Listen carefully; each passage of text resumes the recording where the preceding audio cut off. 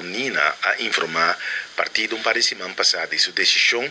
mas nós temos basta um período já tá papia com ela bisa, quando nós sabe que continuar. Bom, mesmo conhecer política, o PPA tem pessoa tá ainda em certa situação, quizás familiar ou qualquer outra coisa que o biba, que ainda tá começa a pensar, você, mas não sabe como tá continuar, pois esse aí estava em caso de Nina, tá um par de tempo passar, acaba pois seguro um ano e meio passar, nem que ela começa a indicar a nós que não sabe que sigue e agora a decisão final a cai. Uma coisa importante que Nina explica-nos em diretiva que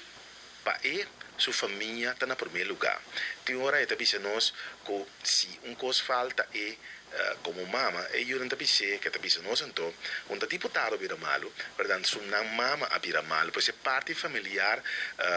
a um rol muito grande, e pensei nós também como diretiva e seguramente mesmo como líder político que nós está respeitar a decisão e nós está carga com ele, que pensei mas scherpi.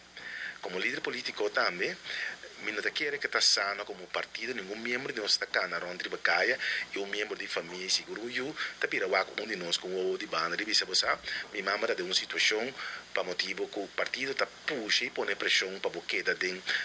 situação que eigenlijk nós como família não quer mais. Então é parte familiar a um rol muito grande que ela explica nós sei, pero me quer nós temos que ter em conta também que Nina tá bobo bisa cofundadora de MPB também. Então está no começamento me conecta também a brainstorm nós sacando step a step e criar algo novo que tempi tava um sentimento na comunidade boneriana andava a bisa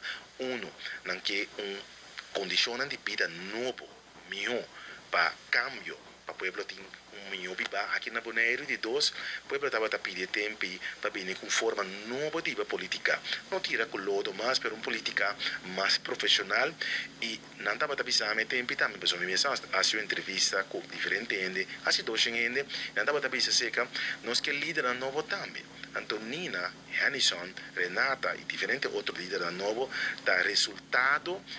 de lo que conosco c'è che tempi del pueblo e finalmente non si crea leader nuovo pues Nina tem mais de 10 anos de política segura para o MPP, pero por mim que estava com o MPP ela ajuda de outro partido não também e me quer cada quem dado momento pode pensar va bene e tem tempo para baixo também, pois nós damos respeito também, porque que em Cassina tanto anos, bau de schouder de política e governação de Bonaire, saliendo vote gather, por certo, aqui na Bonaire, tu responsabilidade grande, sendo estava sempre, Jonan Chiquito e sua família para carga com ele.